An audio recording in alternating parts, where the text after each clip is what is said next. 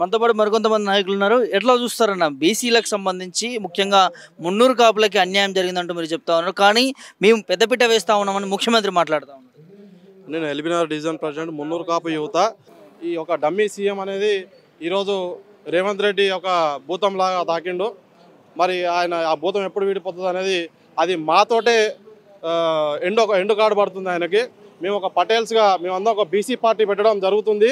మరి కొద్ది రోజుల్లో మేము బీసీ పార్టీ పెట్టడం జరుగుతుంది. ఇప్పుడు ఆయన కాంగ్రెస్ పార్టీలో బీసీలో ఎంతమంది ఉన్నారో ఆయన కూడా ఒకసారి ఊహించుకోవాల్సి వస్తుంది. వాళ్ళందరినీ కూడా మేము డిస్టర్బ్ చేస్తే మరి బీజేపీలో కానీ కాంగ్రెస్లో కానీ మరి వాళ్ళందరినీ మేము బీసీలో అందరినీ పక్కకు గుంజితే వాళ్ళు ఎంతమంది అవుతారో ఒకసారి వాళ్ళు కూడా ఆలోచించుకోవాల్సిన సమయం వచ్చింది. ఎందుకంటే మేము ఇంతగానం బదలాడి ఇంకా ఒక 5,000 కోట్ల రూపాయలు మాకు ఇవ్వలేకపోయాడు. మరి ఆయన ఏం చేస్తున్నాడు సీఎం పదవిగా? మరి ఇంకోసారి ఆయన ఏం ఆలోచిస్తున్నాడు? మొన్న మళ్ళా తప్పుడు లెక్కలతోటి బీసీలు తక్కువ ఉన్నారు, మున్నూరు కాపులు తక్కువ ఉన్నారు అని చెప్పి ఒక ఏలనగా మాట్లాడిండు. అదే మున్నూరు కాపు ప్రతి ఒక్కరూ చైతన్యంతో ముందరకు వచ్చి మేము ఇంతమంది ఉన్నామని ఒక రోడ్ షో ద్వారా మేమందరం ఒక అసెంబ్లీ దగ్గరనో లేకపోతే సెక్రటరియట్ దగ్గరనో ముట్టడి చేస్తాం. రేవంత్ రెడ్డిది దిష్టి బొమ్మ తగలబెట్టడం ఖాయం.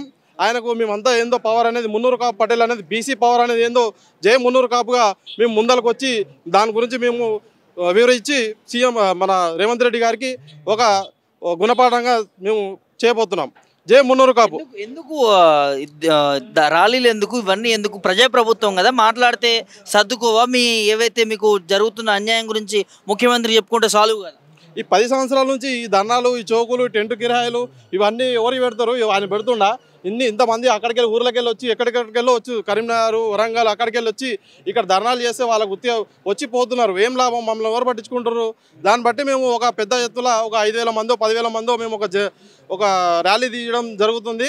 అది మేము బీసీ పార్టీ పెడుతున్నాము ఖచ్చితంగా. దాని ప్రకారంగా మేము ముందరికి వెళ్తాం. ఎందుకంటే మంత్రివర్గంలో కూడా మున్నూరు కాపులు లేరని మీరు ఒక ఆరోపణలు చేస్తారు. బీసీలు అయితే ఉన్నారు కదా, మున్నూరు కాపులు ఉండాల్సిన అవసరం ఉందంటారా? సరే, ఇప్పుడు బీసీలు ఉన్నారు కదా, బీసీలు ఉంటే మరి ఇప్పుడు మొన్న 5,000 కోట్ల రూపాయలు మాకు ఎందుకు ఇవ్వలేకపోయారు? ప్రకటించారు, కానీ ఎందుకు ఇవ్వలేకపోయారు? మాకు అంటూ కొన్ని హక్కులు ఉన్నాయి, బీసీలకు అంటూ కొన్ని హక్కులు ఉన్నాయి, మాకు ఎందుకు కేటాయించలేకపోతున్నారు? అడుగడుగున మోసాలు, ధర్నాలు ఇవే అవుతున్నాయి. వాళ్ళవి ఎంతసేపు ఉన్నా మమ్మల్ని పట్టించుకునే నాదులు లేడు. అందుకని మేమే చైతన్యంతో ముందరకు వచ్చి ఈ ప్రజా సంకల్పం నెరవేరుస్తాం. అంటే ఎక్కడ దేశంలో ఎక్కడ లేని విధంగా కులగణన చేసిన మేము కులాల లెక్కలు తెలిసినామని గొప్పగా చెప్పుకుంటుంది ప్రభుత్వం. ఎట్లా చూస్తారు దీన్ని? గత ప్రభుత్వం కేసీఆర్ గారు ప్రతి ఒక్క కులాన్ని విమర్శించలేదు. కానీ ఆయన మీరు ఇంతమంది ఉన్నారు, మీకు ఇన్ని డబ్బులు అవసరం ఉన్నాయి, మీకు ఇంతమంది ఉన్నారు, మీకు ఇన్ని డబ్బులు అవసరం ఉన్నాయి, ఆయనకు కొద్దిపాటు కేటాయించగలిగారు. కానీ ఇప్పుడు మొత్తం రెడ్డిల చేతిలోకి వెళ్ళిపోయింది కాబట్టి వాళ్ళంతా ఈ Revanth Reddy one side army టైప్గా ఆయన ఆలోచిస్తున్నాడు.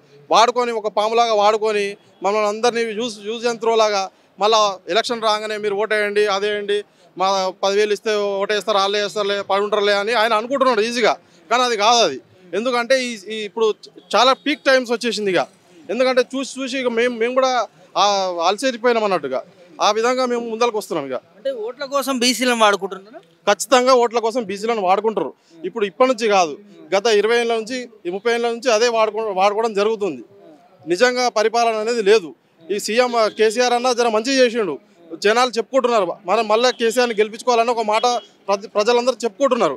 ఇప్పుడు చూస్తున్నారు కదా, అంతకుముందు రేవంత్ రెడ్డికి వేయాలి, మార్పు రావాలని చెప్పి ఏం మార్పు వచ్చింది? ఇప్పుడు ఏం మార్పు రాలేదు, ఏం రాలేదు. ఇప్పుడు అదే రేవంత్ రెడ్డి ఎట్లా విచ్చలవిడిగా ఎంజాయ్ చేస్తున్నాడు, ఏ విధంగా ఆయన ప్రభావాలకు వాడుకుంటున్నాడు జనాలని ఈజీగా తెలిసిపోతుంది. జనాలందరూ తిడుతున్నారు రేవంత్ రెడ్డిని. ఇప్పుడు కూడా ఒక సంవత్సరం అంటే విసులుబాటు కాలేదు, డబ్బు కేటాయించలేదు, అది అనుకుందాం. 2 సంవత్సరాలు దాకా వస్తుంది. ఇప్పుడు ఆయనకు మైండ్లోకి రావాలి, అరే జనాలు టీఆర్ఎస్ పార్టీని ఓడిపించారు అంటే జనాలతోటి పవర్ ఉందన్నట్టే కదా. మనం రెడ్డిలను వీళ్ళు పెద్ద కులాల వాళ్ళు వేస్తేనే గెలిచిండు అని అనుకునేది అయితే కాదు కదా. బీసీలు అందరూ వేస్తేనే కదా రేవంత్ రెడ్డి సీఎం అయింది. ఇప్పుడు కూడా అదే జరుగుతుంది. ఇప్పుడు రాష్ట్రపతి పాలన మేము ముందర కదిలినామనుకో రాష్ట్రపతి పాలన ఖచ్చితంగా జరుగుతుంది.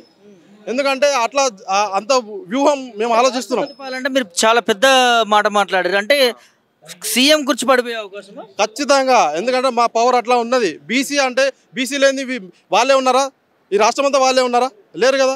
బీసీ యొక్క పవర్ అనేది తెలుస్తుంది. మున్నూరు కాపు పటేల్ ఎందుకు ఇది తీసుకుంది అంటే ఈ జనాలను అందరూ చైతన్యం చేయడానికి. ఇంకా గొర్రెల్లాగా బతకొద్దు, మన హక్కులు మనకు కావాలి, మన నిధులు మనకు రావాలనే ఒక ఉద్దేశంతో మనందరం కదలాలని చెప్పి ఒక మున్నూరు కాపు పటేల్గా ఒక ముందలకై ఒక బీసీ పార్టీ చేయడం జరుగుతుంది. ఇప్పుడు దాని ప్రకారం మేము ముందరికి వెళ్ళిపోతాం.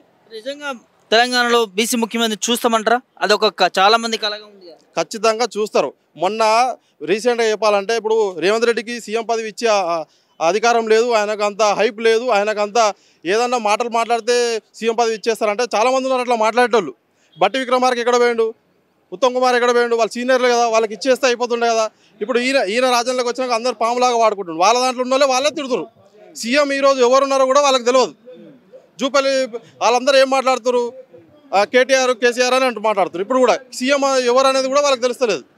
ఇక వాళ్ళు కూడా అర్థం చేసుకోవాలి, సీఎం అర్థం చేసుకోవాలి, మమ్మల్ని అందరూ పిలిపించుకోవాలి, మా డిమాండ్స్ ఏంటి తెలుసుకోవాలి. ఖచ్చితంగా ఆ రోజే మాది ఏమేమి డిమాండ్స్ ఉన్నాయి అన్ని అప్పుడప్పుడు ఓకే చేసి ఇవ్వాలి. అది ఆయన పవర్ అనేది అప్పుడు నెరవేర్చుకోవాలి. బీసీ ఒక్కసారి కదిలింది అనుకో, బీసీ పార్టీ ఒకసారి కదిలింది అనుకో, దాన్ని ఆపే ఎవరు సాధ్యం కాదు.